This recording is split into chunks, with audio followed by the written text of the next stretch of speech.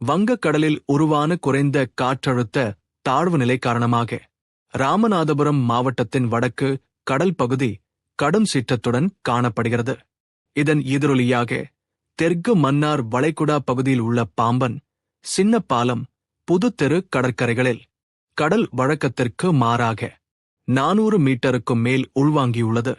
இதனால் பல நாட்டு படகுகள் கரையில் தரை தட்டி நிற்கும் நிலை ஏற்பட்டுள்ளதோடு சங்கு, சிற்பி, நட்சத்திர மீன்கள் நிலத்தின் மேற்பரப்பில் தென்பட்டது.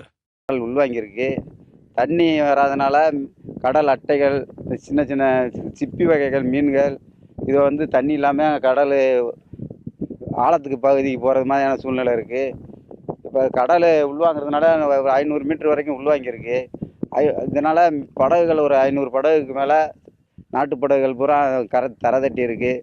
நினச்ச நேரம் கடலுக்கு போக முடியாமல் மீனவர்கள் பூரா அவதிப்படுறாங்க.